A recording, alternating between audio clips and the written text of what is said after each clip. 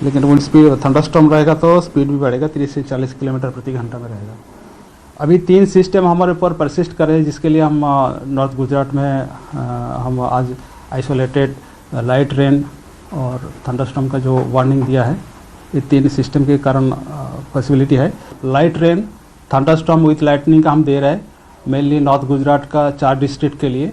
इसमें जो डिस्ट्रिक्ट आ रहा है साबरकांठा, अरावली, माहीसागर और दाहोद के लिए दिया गया है। इसमें जो विंड स्पीड रहेगा 30 से 40 किलोमीटर प्रति घंटा में रहेगा और लाइट रेन आइसोलेटेड प्लेसेस में चांसेस रहेगा। और उसके आगे जो है 19 से लेकर आगे 6 दिन 19 से लेकर 24 फरवरी तक मौसम आमतौर पर शुष्क रहने का पूर्वानुमान है। और अभी जो मैक्सिमम टेम्परेचर का बात करें तो अगले 48 घंटा तक कोई बड़ा बदलाव नहीं रहेगा और उसके आगे 2 से 3 डिग्री सेंटीग्रेड राइज रहेगा 2 दिन, उसका एक ग्रेजुअल फॉल रहेगा 2 से 3 डिग्री सेंटीग्रेड। સોલારામમાં આપણે 16મી જ બ્લાસ્ટ થયો હતો, એના કારણે અત્યારે જે સૂર્યના કિરણો આવ્યા છે, રેડિયેશન વિકિરણ, એના કારણે અત્યારે ટેમ્પરેચર 2 દિવસ અપ જશે, એના પછી પાછું ડાઉન જશે। આ 15 માર્ચ સુધી રહેવાની પૂરેપૂરી સંભાવના છે, કારણ કે 15 માર્ચ પછી અલ્નીનો ટોટલી એક્ટિવ થઈ જશે અને લાલીનોનો પ્રભાવ ઓછો થઈ જશે। ગુજરાતમાં, ઉત્તર ગુજરાતમાં કદાચ વાદળો આવે અને વરસાદ તો પડવાની ગુજરાતમાં કોઈ શક્યતા નથી। શિયાળાની એન્ડિંગ એકચ્યુઅલી ફેબ્રુઆરીમાં થઈ જવી જોઈએ, એ આ વખતે 15 માર્ચ સુધી લંબાશે। ધમકી મળે તો તુરંત સ્કૂલ ખાલી નહીં થાય, ગંભીરતા જાણ્યા બાદ જ લેવાશે નિર્ણય। સ્કૂલમાં ધમકીઓ અંગે લેવાયો છે મહત્વનો નિર્ણય। શાળામાં પોલીસ નોડલ અધિકારી નિમાશે। અમદાવાદમાં સ્કૂલો મુદ્દે આ મહત્વનો નિર્ણય કરવામાં આવ્યો છે। તો બોર્ડ પરીક્ષા મુદ્દે બેઠકમાં આ નિર્ણય કરવામાં આવ્યો છે। સચિવ કલેક્ટર પોલીસ સાથે બેઠક, વારંવાર ધમકી, શાળાઓ પર ફોકસ। 26 ફેબ્રુઆરીથી બોર્ડ પરીક્ષા શરૂ થાય છે ત્યારે મહત્વનો નિર્ણય લેવામાં આવ્યો છે। તો સ્કૂલોમાં જે પ્રકારથી અવારનવાર ધમકીઓ આવી રહી છે તે બાદ હવે આ મહત્વનો નિર્ણય। ગીતા જોડાય છે ફોન લાઈન પર વધુ માહિતી આપવા માટે। ગીતા, શું વધુ વિગત હવે? 26 ફેબ્રુઆરીથી બોર્ડની પરીક્ષાઓ શરૂ થઈ રહી છે અને સ્વાભાવિકપણે જ આવા સમયે બોમ્બની ધમકીઓના ઈમેલ અથવા તો ખબરો વધી શકે છે, ધમકીઓ વધી શકે છે। તે બોર્ડની પરીક્ષાના સમયને ધ્યાનમાં લઈને સચિવ કલેક્ટર અને પોલીસ અધિકારીઓ સાથે એક ઉચ્ચ સ્તરીય બેઠક યોજાઈ હતી।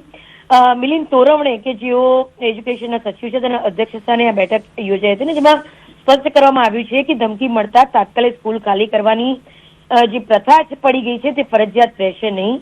પહેલા ધમકીની ગંભીરતા અને વિશ્વસનીયતા અંગે મૂલ્યાંકન થશે ને ત્યારબાદ જ આગળનો નિર્ણય લેવાશે।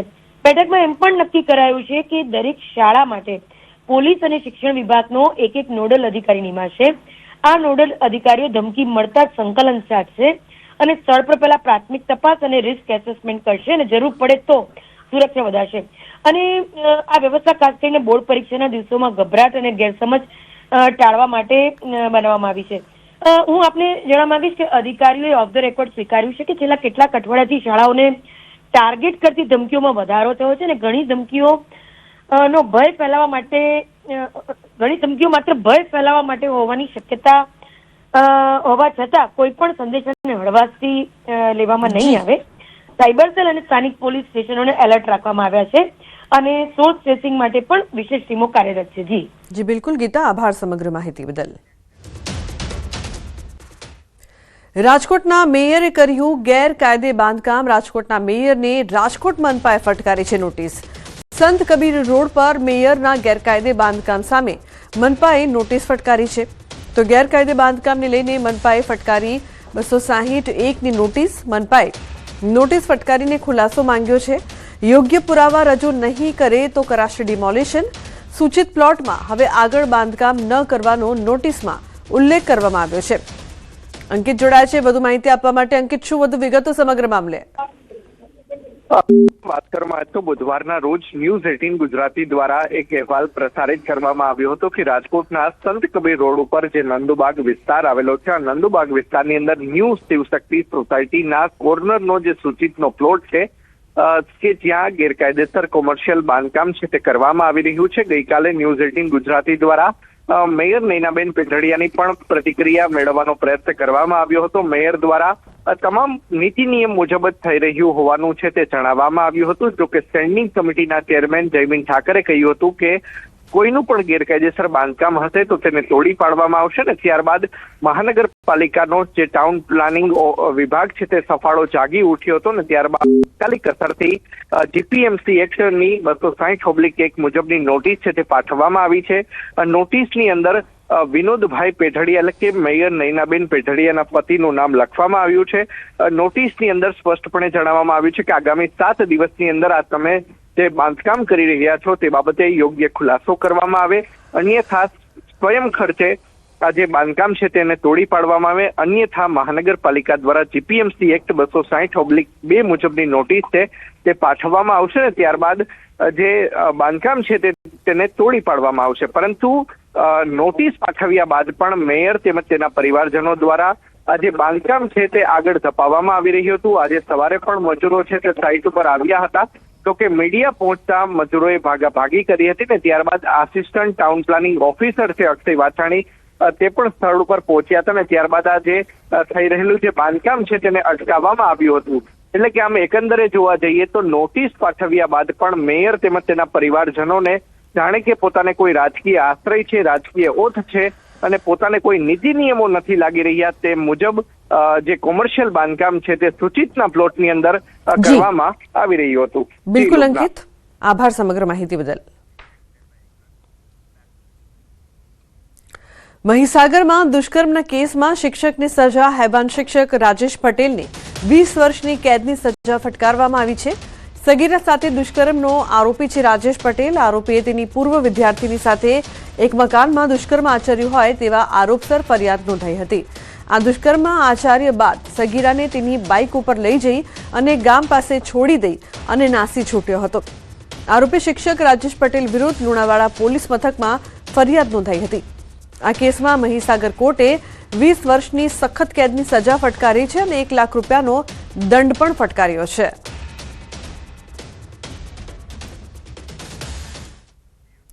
બોટાદ જિલ્લામાંથી ચોંકાવનારી ઘટના સામે આવી છે. સરદાર પટેલ કેળવણી મંડળ ગર્લ્સ હાઈસ્કૂલના આચાર્ય વિરુદ્ધ પોસ્કો એક્ટ હેઠળ ગંભીર ફરિયાદ નોંધાઈ છે.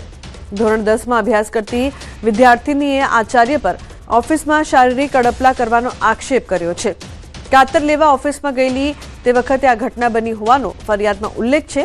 વિદ્યાર્થીનીએ પરિવારને જાણ કરતા મામલો બોટાદ પોલીસ સુધી પહોંચ્યો હતો. આ સમગ્ર મામલે પોસ્કો અને એટ્રોસિટી એક્ટ હેઠળ ગુનો નોંધાઈને પોલીસ દ્વારા આરોપીની અટકાયત કરવામાં આવી છે અને વધુ તપાસ હાથ ધરવામાં આવી છે.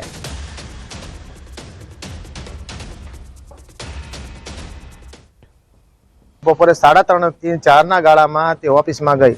ત્યાંના આચાર્યનું નામ છે ભુવા સાહેબ અને એને ચેન જાળા કરેલા. ટ્રસ્ટીને કહેવા આવ્યા અમે કે સાચી હકીકત શું છે? ટ્રસ્ટીએ હાથ ઊંચા કર્યા કે અમને કઈ માહિતી નથી. 3 ટીચરો છે એના કોઈના નામ નથી દેવાના થતા અમારે.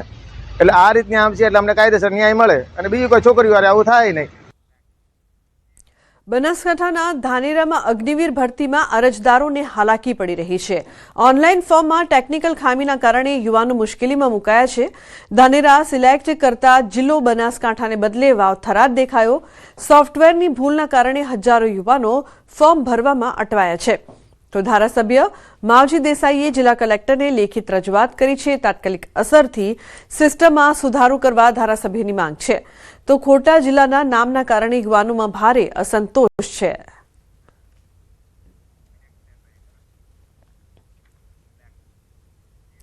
મહેસાણાના વિસનગરમાં ડીજે બંધ કરવાની બાબતે પાલિકા પૂર્વ પ્રમુખ અને તેના પત્ની પર હુમલાની ફરિયાદ થઈ છે. આશિષ સોસાયટીમાં રહેતા ગોવિંદ પટેલ હાલમાં ભૂતનાથ મહાદેવ મંદિરનો વહીવટ કરે છે. 17મીએ રાત્રે મંદિરના કમ્પાઉન્ડમાં લગ્ન પ્રસંગ નિમિત્તે ડીજે વાગી રહ્યું હતું, જે અંગે સોસાયટીના રહીશોએ પરીક્ષા ચાલુ હોવાથી ડીજે બંધ કરવા રજૂઆત કરી હતી. જે બાદ કેટલાક લોકો ઉશ્કેરાયા હતા અને અપશબ્દો બોલીને હુમલો કર્યાનો ફરિયાદ નોંધાઈ છે. આ બનાવમાં ગોવિંદભાઈને માથાના ભાગે ઈજા થઈ હતી, જ્યારે તેમની પત્નીને ગળદાપાટુનો માર માર્યો હતો.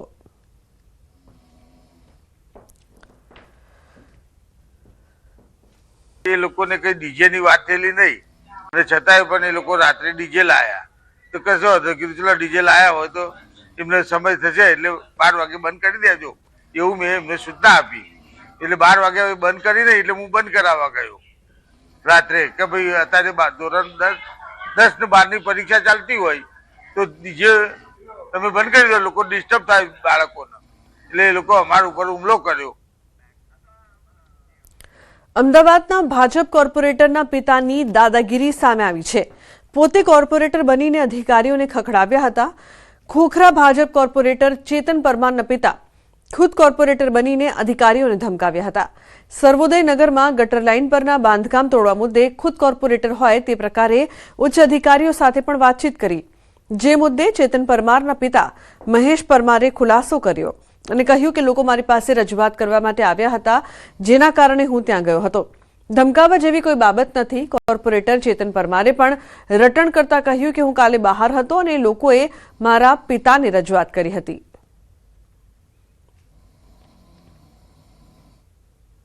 શાના માટે તમે આવ્યા હતા અહીંયા? શાના માટે એટલે પેલો જે આ લોકો ગટર લાઈનનું કીધું છે ને, કોને ગટર લાઈન હતી? અહીંથી કમ્પ્લેન હતી એને. કોની કમ્પ્લેન હતી? અરે બતાવું છું તમને, મારી લેખિતમાં જ છે. અહીંના જ રહીશો, રોજ અવાર પડે દાદા, રોજ અવાર પડે ત્યાં આવી જાય છે. ભલે એટલે કોઈ આવે એટલે એવું થોડું સાંભળો, એ લેખિતમાં આપ્યું છે. હા ભલે આપ્યું હોય તો લેખિતમાં મેં પણ હાઉસિંગને બી આપ્યું છે, કોર્પોરેશન આપ્યું છે, કોર્પોરેશનનો જવાબ મેં પાડ્યો, તમને આપ્યો. ત્યાંના લોકોએ જે મને રજૂઆત કરી છે કે અમને કોઈ નોટિસ આપી નથી અને આ લોકો તોડવા આવ્યા હતા, એટલે ત્યાંના અધિકારીઓને મેં રિક્વેસ્ટ કરી, જાણ કરી પ્રેમથી, અને એ લોકો જતા પણ રહ્યા હતા. સાથે અમે લોકોએ ચા પાણી પીધા અને એવો કોઈ વિષય છે નહીં. મેં કોર્પોરેટરના નામથી ક્યારેય વાત કરી નથી. કોર્પોરેટર તો મારો દીકરો છે. હું સામાજિક કાર્યકર છું. હું ખોખરા નાગરિક સમિતિનો પ્રમુખ હતો, ખોખરા શાક માર્કેટ એસોસિએશનનો આજે પણ પ્રમુખ છું. મારા ફાધર પણ કોર્પોરેટર હતા. એટલે એઝ એ સામાજિક કાર્યકર તરીકે મેં વાત કરી છે, રજૂઆત કરી છે, એમાં મેં કશું ખોટું કર્યું નથી. એક્ટિવિસ્ટોએ અરજીઓ કરી હતી તે એના અનુસંધાનમાં આ લોકો તોડવા માટે કે જોવા માટે ગયા હશે. એટલે મારા ફાધર પાસે આ લોકો રજૂઆત કરવા આવ્યા હતા અને મારા ફાધર ત્યાં આગળ સ્થળ ઉપર ગયા હતા અને કોર્પોરેશનના અધિકારીઓ સાથે એમણે રજૂઆત કરી છે કે તમારી પાસે જે ડોક્યુમેન્ટ છે, જે અરજી આવેલી છે, એ અરજીમાં માણસનું નામ જે છે એ છે નહીં. એમ જે સહીઓ કરેલી છે એ બધા આગેવાનો ત્યાં હાજર હતા, એ સહીઓ તદ્દન ખોટી છે. પણ મારા ફાધર એવી રજૂઆત કરીને અધિકારીઓ સાથે ચા પાણી કરીને એ લોકો છૂટા પડ્યા છે. તો બુલેટિનમાં